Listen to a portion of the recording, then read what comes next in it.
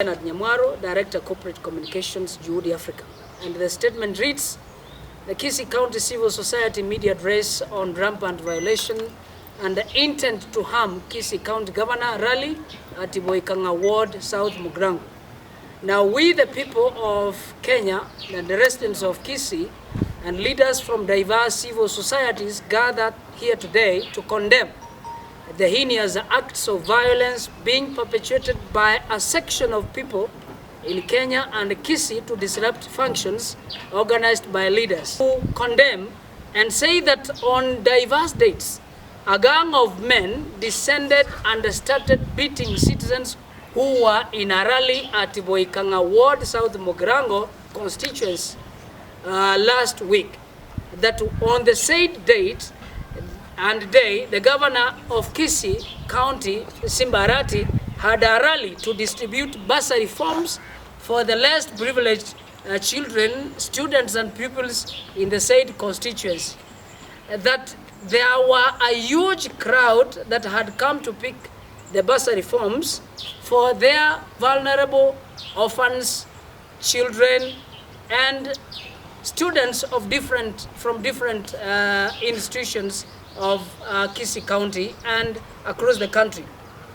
That there were young children, pregnant mothers, elderly, the persons with disability, and also all other leaders who converged together with the Kisii governor to launch the bursary forms collection and filling at Boikanga Ward, South Mugirango.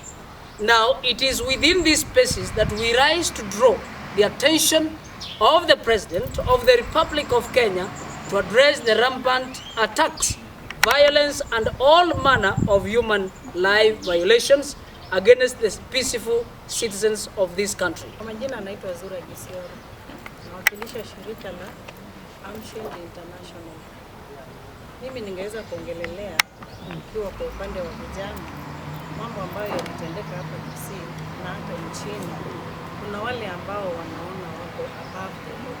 Tunataka kuhakikishia kuwa na wako above the law.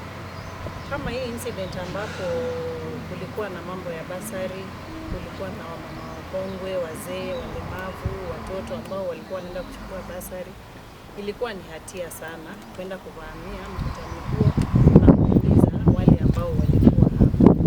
Mimi kile naweza ongelelea na wahimiza vijana waache kutumika vibaya. Viongozi wanawapatia shilingi 2-3, wanaenda wanaumiza wenzao, kisha wakikamatwa wanabaki wako matatani wenyewe. Naomba vijana wawajibike, waache kutumika kiholela na viongozi ili wawe viongozi wa kesho, vijana wangwana. Unruly, Chairman Amnesty International Kisii CSOs. I want to join the rest of the people and the civil society in Kisii to condemn this kind of violence that we are witnessing, which is bad behavior and bad role modeling to our young children.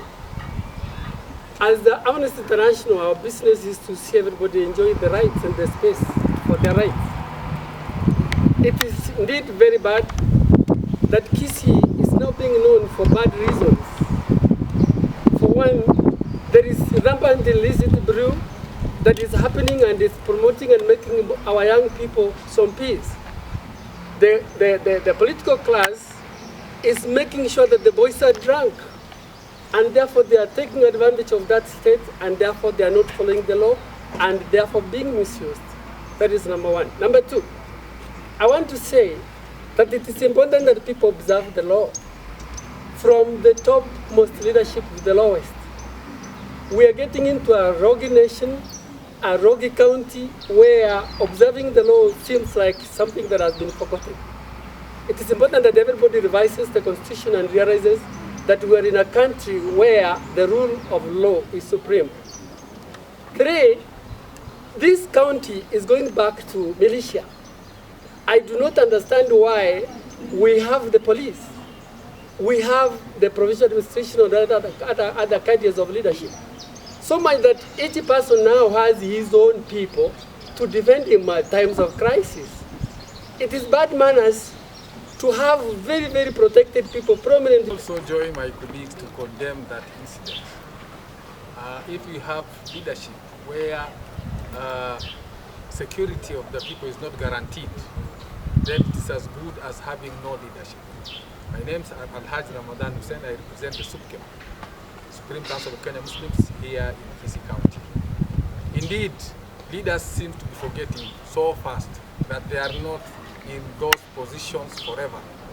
There would come a time when you too will come down and you will be an ordinary citizen.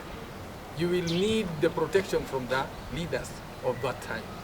Please let us fear God and understand and not to forget that everything that you do in your time when you are in the position of leadership, you will be answerable for the good things that happen to the people or the bad things that happen to the people, even in front of God during the day of judgment.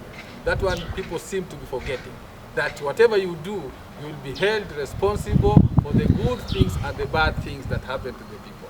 So we call upon our leaders to be responsible and know that each and every person in this county is fearing this kind of leadership. People are living in fear. People feel that they are insecure because of this style of leadership. To condemn the violence in the strongest words possible, in that when there is insecurity, the people that suffer most are the women and the young children. You can imagine going for a bursary for your child, and then instead of you getting even that form, you are tear gassed, bullets are thrown here and there. It was not a good scene.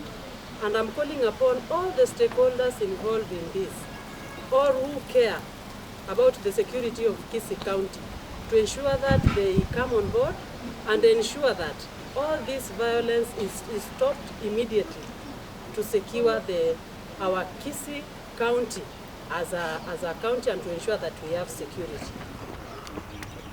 Our plea that the President is a symbol of national unity to quickly ensure that all fundamental rights and freedoms are preserved to the latter. That the President should call into action relevant institutions to speedily commence investigations against all leaders and any other civilians causing violence, disruptions, both private and public functions, or rallies conducted by both citizens and the leaders of this country. That the President to form a multi-stakeholder task force to quickly investigate on the Kisii violence and attacks against the residents, the Kisii County Governor Paul Simbarati and other leaders who were holding peaceful assemblies on the launch of the bursaries. The President to form a multi-task force to quickly investigate on the violence and attacks against the residents and the Right Honorable Raila Amolo Odinga in Busia and other leaders who are holding a peaceful assembly on the launch of the ODN recruitment exercise. Mr. Ombiru Boseko, an HRD based near South Nyanza, representing Inform Action. I would like to call upon the police to take care of the rights of Kenyans as it's stipulated in law.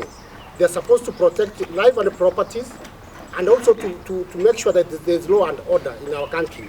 So we want to call upon the Inspector General of Police to rein in the errant, the rogue police officers who've been firing or who are trigger happy to fire randomly at unarmed citizens, to resist and desist from such crimes